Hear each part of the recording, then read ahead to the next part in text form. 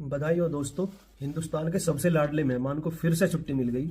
Jail के दरवाजे फिर खुल गए क्योंकि शायद बाबा को बाहर की हवा और हमें बाबा के दर्शन की बहुत कमी खल रही होती। जी हाँ, बलात्कारी बाबा राम रहीम की एक बार फिर से जेल से आज़ादी मिल गई। दिक्कत यह है कि हम हिंदुस्तानियों की याददाश्त गजनी वाली है, बहुत जल्दी भूल जाते हैं।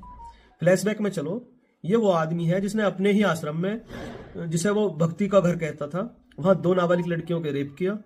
बात यहीं खत्म नहीं हुई जब पत्रकार रामचंद्र छत्रपति ने इस सच को उजागर करने की कोशिश करी तो उनका मर्डर करवा दिया गया, अपने ही डेरे के मैनेजर को मरवा दिया गया और धक्के खाते खाते रेंगते हुए ये केस जैसे तैसे सीबीआई तक पहुंचा। 2017 में कोर्ट ने 20 साल की सजा इन्होंने सुनाई, उम्र कैद की सजा, 20 साल की सजा सुनाई। लेकिन यहाँ तो पिक्चर कुछ और ही चल रही है।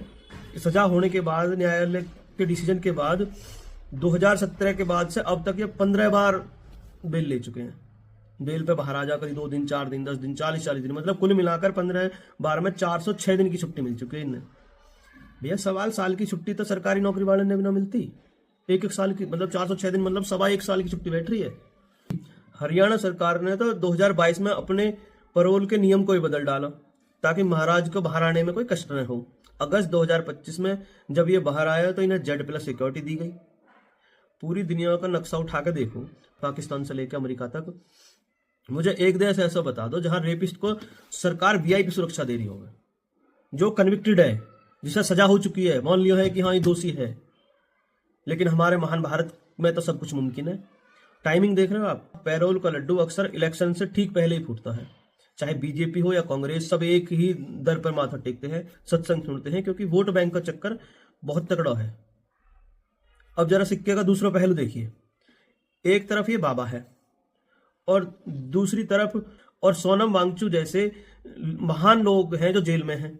संजीव भट्ट IPS लेवल के आदमी हैं जो सच्चाई के साथ खड़े हुए, गुजरात दंगों में खड़े हुए, 7 साल से अंदर हैं, इन्हें बेल तक नहीं मिल रही।